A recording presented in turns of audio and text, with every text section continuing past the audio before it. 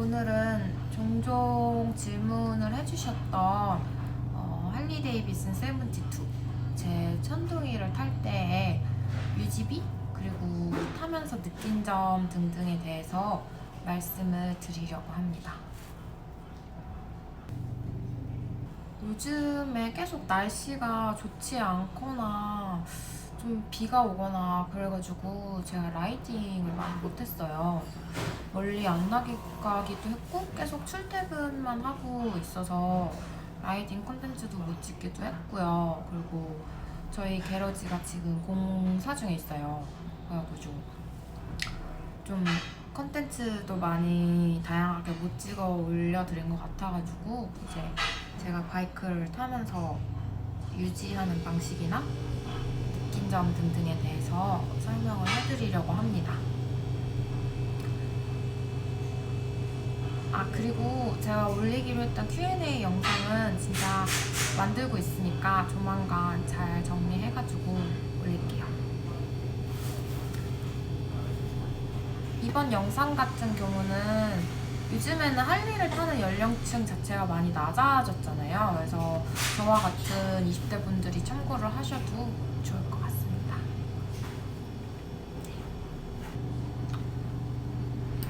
첫 번째로 비용에 관해서 말씀을 먼저 드릴게요. 우선은 보험료에 대해서 먼저 말씀을 드려야 될 것 같은데 보험료는 제가 3년 차라가지고 많이 싸지기는 했어요. 네, 제가 아직은 나이도 좀 어리고 면허를 취득한 지 한 4년 정도밖에 안 돼서 한 50만 원 이 정도 나옵니다. 한 달로 따지면 한 4만 원 정도고요. 그리고 두 번째, 바이크에 문제가 있는 경우나 커스텀하는 거를 제외하고 통상적인 유지비 한 달에 대략 7만 원 정도 나와요. 세부적으로 좀 말씀을 드리자면은 우선은 엔진 오일은 2통 반에서 3통 정도 들어가는데 저는 암스 오일사의 엔진 오일을 사용하고 있고요. VT인용. 제가 직접 갈기 때문에 공인비는 따로 들지는 않아요. 그래서 인터넷가로 총 6만 원 정도에 구입을 해서 교체를 합니다. 보통 2-3달 정도에 한 번씩 가는 것 같아요. 오일 필터는 엔진오일 2번 교체 시 한 번 교체를 하고 있어요. 그래서 이것도 제가 직접 갈기 때문에 한 2-3만 원 정도 든다고 보시면 될 것 같아요.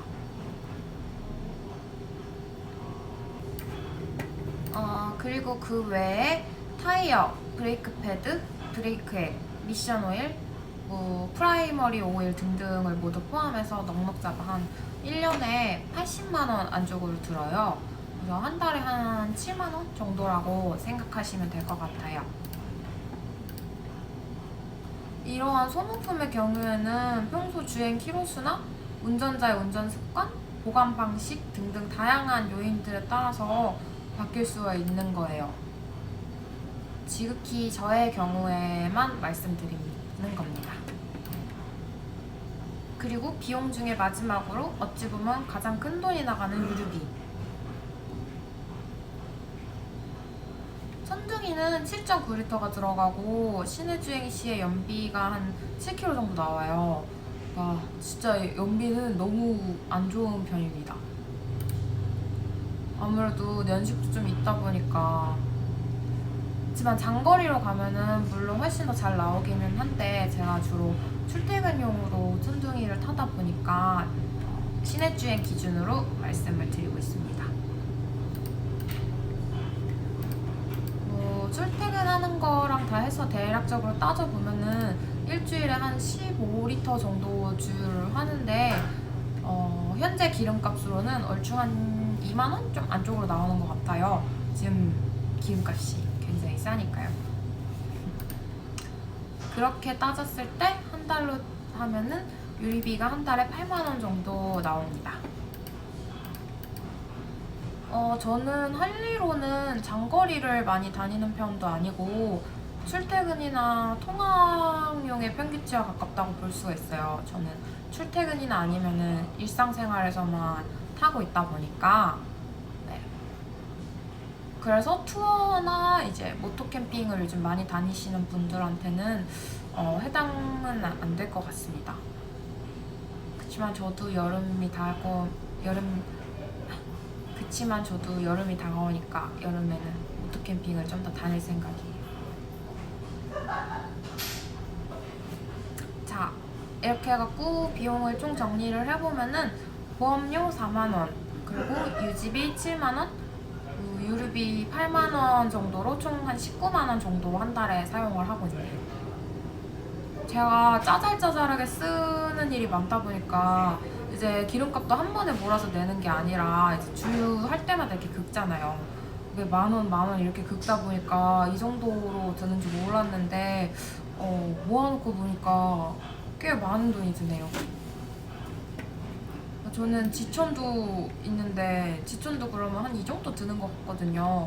그래도 뭐 연비나 이런 게 좋은 애는 아니라서 진짜 바이크에 참 많은 돈을 쓰고 있습니다.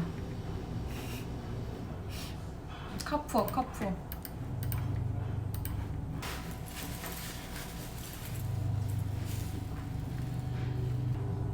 그리고 두 번째 섹션, 20대 중반이 할리 데이비슨을 타면서 느낀 점.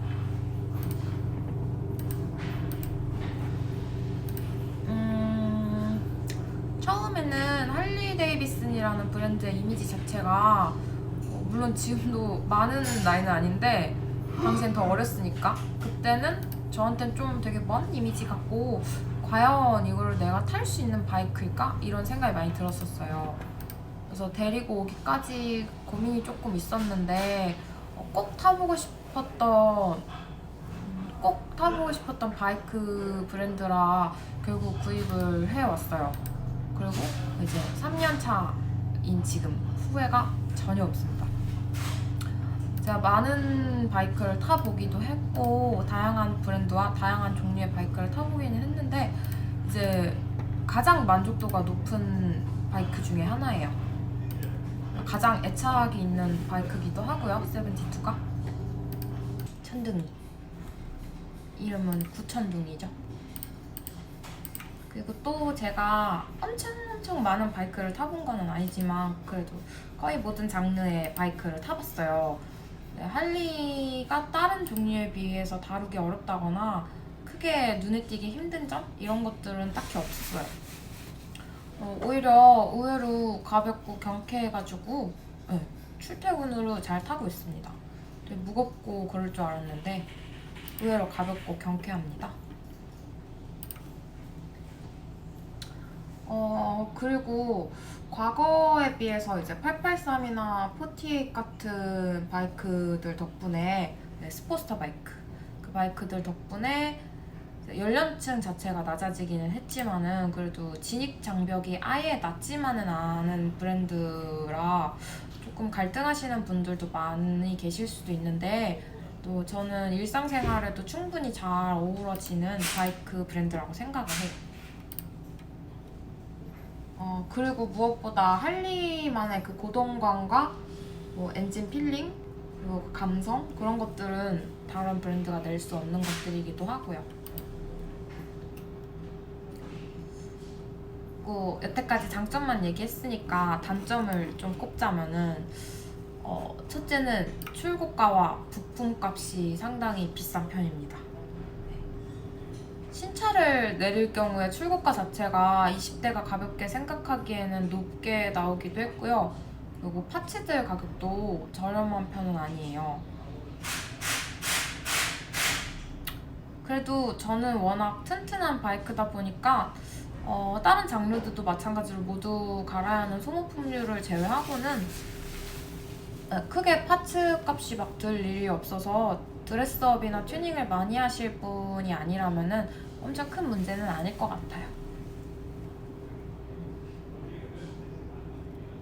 또 이제 두 번째 장점은 이제 모든 분들이 알고 계실 만한 것이긴 한데 CC가 무의미한 속력. 천둥이 같은 경우는 이제 당기면은 180km도 훌쩍 넘길 수 있는 친구이기는 해요. 1200cc다 보니까. 근데 이제 130km를 넘어가게 되면은 주행풍도 주행풍이고 이제 할리 자체에서 오는 그 진동이 상당해가지고 몸이 먼저 부서질 것 같아가지고 그래서 땡기기가 힘든 편입니다. 이제 속도를 즐기시는 분들보다는 조금 여유롭게 감성을 느끼실 분들한테 추천드리고 싶어요. 물론 할리 모델들 중에서도 FXDR 같은 고속 주행이 가능한 모델도 있기는 합니다. FXDR은 저도 진짜 타보고 싶어요. 진짜. 그리고 마지막 단점. 많은 분들이 단점으로 꼽으시는 브레이킹 시스템인데요. 이제 할리는 밀린다 막 그런 얘기들이 있잖아요. 근데 실제로 제 천둥이는 연식이 좀 된 모델이라서 밀립니다. ABS도 없기도 하고요. 브레이크가 막 칼브레이크 잘 잡히는 편은 아니에요. 그래도 속력을 많이 내는 바이크는 아니다 보니까 딱히 크게 엄청 불편하거나 그런 건 없었어요. 그리고 요즘 나오는 신형 할리들은 브레이킹이나 이런 시스템들이 많이 개선돼서 나온 걸로 알고 있고요. 네, 이제 이렇게 20대 중반이 할리를 탈 때 느낀 점들에 대해서 한번 말씀을 드렸습니다. 어디까지나 지극히 제 개인적인 의견들이고 저의 경우에만 해당되는 얘기들이 많으니까 가볍게 참고만 해주시면 좋을 것 같아요. 요즘 날씨가 계속 비가 오고 흐리고 그런데 다들 라이딩 많이 못 가실 것 같아가지고 조금 안타깝기도 하고, 그리고 실제로 저도 너무 답답하거든요. 요즘에는 제대로 못하고 있어서. 네, 빨리 날이 화창해지고 코로나도 잠잠해지고 다들 여행이랑 투어 많이 다니실 수 있었으면 좋겠습니다. 오늘도 안락보복하세요.